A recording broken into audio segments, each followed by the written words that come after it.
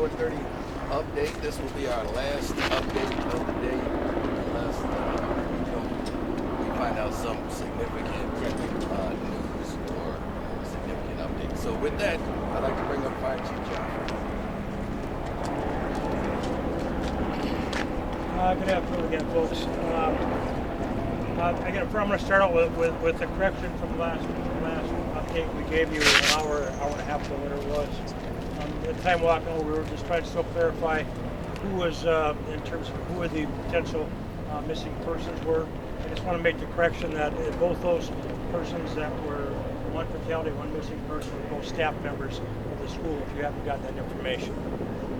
All of the workers at this point have been accounted for, so there were 2 members of the school staff. As of right now, we have completed a lot of our operations. We've had city inspectors out here. They've inspected the building. We have got heavy equipment that is on scene at this point. Now, the plan has been put together to start making the scene a little safer for our responders. So what you're going to see is that things are going to slow down a little bit, like I mentioned earlier.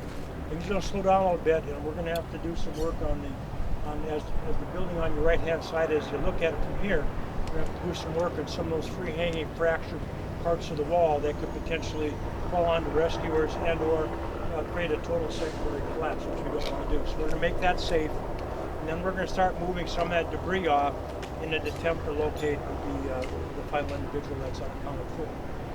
I think we've got sort of a general location in terms of that collapse area where we're going to start to focus on, and then it's going to probably spread from there. We really are. It's just it's still going to be very technical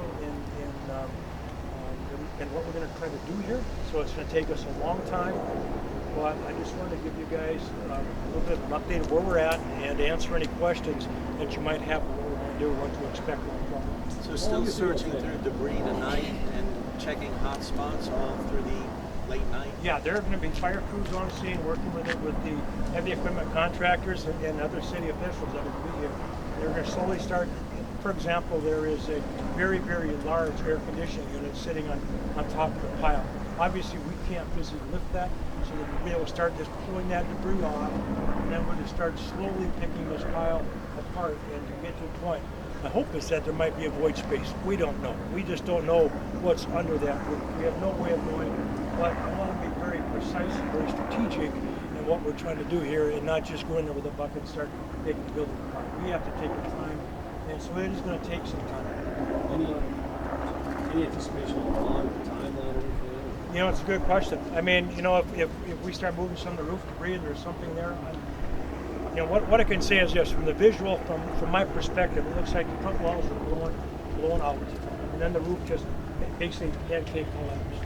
You know, so potentially, based on that, there may be some void space on the grade, and there could be someone in there. We need to take our time to make sure that we look for that and make sure all this is thoroughly searched before we make the call. So we're still in the same mode, and we're going to be here probably most of the night trying to get this done. You mentioned you had a general location where you're going to begin your search. What is that area? There was actually a little bit, if I was here looking at the building, a little bit to the right side of what you see is missing. You know, that was our best location we've been able to find. We obviously tried to figure out, okay, where was this person last seen, or what was kind of the information we could find. And that's how we're making a determination to try to focus on where should we start. Let's start here, and then we'll go from there. So we just got a general area. And what that looks like once you start taking the debris off, you know, I can't tell you. We don't know. It is certainly going to be a very slow, very painstaking effort, very dangerous, and I just can't predict it. Some local media and also some online are reporting that a John Carlson, possibly a custodian, is the person unaccounted for. Can you confirm that? It's being reported here locally by some media. I'm not going to get in a position to confirm that. I haven't had a lot of those discussions. You know, I know who is employed and some of the staff. We may have some information, but I'm not in a position to confirm that. Do you have some new information about the work that was being done, how many contractors were on site at the time, or anything like that? You know, I'd have to give you sort of a ballpark. I believe we're roughly about 3 on scene. I'm not really sure on that. That would be one of a rough estimate. But I still haven't gotten the information. I haven't had a chance to talk to investigators yet. Obviously, it's a very fluid situation. There's a lot going on right now. So, but they will get together and hopefully they'll have some more information we can share with you folks. It sounds like they knew that there was a gas leak though and tried to warn to some extent. It sounds like there was some reports of a leak. You know, I don't know where the leak was at, what caused the leak. I don't know if there was, and there was some warning about get out of the building. I do know that people were warned to get out of the building. And what caused that? Who made the warnings? With staff members, I just don't know. We haven't had a chance to discuss obviously with those folks as of yet. What percentage of the building is unsalvageable? Do you have a rough estimate about that yet? Well, I'll tell you, when I look at that building from right now, I think that sustains some heavy damage, heavy damage. I think the structural integrity is certainly in question right now of the entire structure. There are parts of it, one in the newer part that probably is potentially salvageable, but that'll be up to structural engineers. They'll come in and make those assessments and then work out with school administrators. New parts are old parts of the building. So the explosion happened in the old part or originated from the old part of the building? I would consider it in the old part of the building, the boiler area of that, where the gas meters location, where they were doing the work within the meters on the center of the building, and the utility area. I'm told this is a historic site. It's on the National Register, perhaps. It's something from the early 1900s. Is that the same part of the building? Some of the structure's been here a long time. Even since I was a kid, it's been here a long time. So is that where the explosion occurred? In right in that one section, that's correct. And all the rest is new? It looks pretty new. The newer part of the building had some damage, but it was pretty much focused in and around the utility boiler room area of the structure. If that was the case, would it matter if it was a new building or old building? No. Yeah, as you can see, very important lesson. Gas is dangerous. Gas is certainly dangerous, and it's an important message to everybody. When you smell gas, leave the building, call 911, because you can see the destructive force of what that kind of stuff could potentially happen if that be the case in this scenario. Chief, telling right now from the structure, do you expect there are those voids underneath there, just from the way that it fell, the roof fell? Is that what you're telling us? You're hoping there are voids below? Yes, I am hoping that. I'm hoping that, I'm hoping, there's hope and hope, to be honest with you.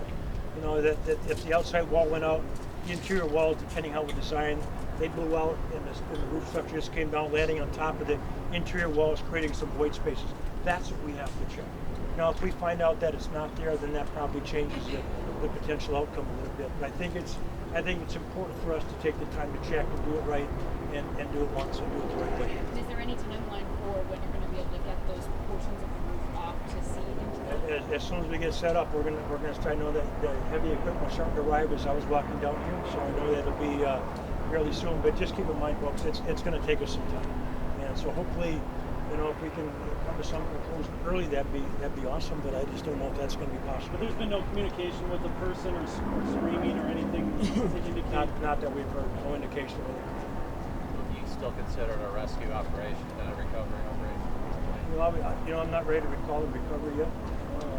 We'll talk to rescuers here as we start moving forward. We can maybe make that determination, make that call. But I'm just not comfortable as of yet. I think we need to take a closer look.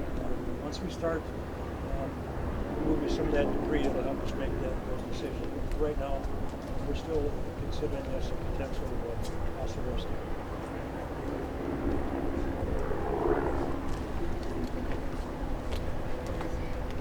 Thank you. Thank you, folks. As stated earlier, this will be our last scheduled update of the day. We will give further updates if we come upon some new or significant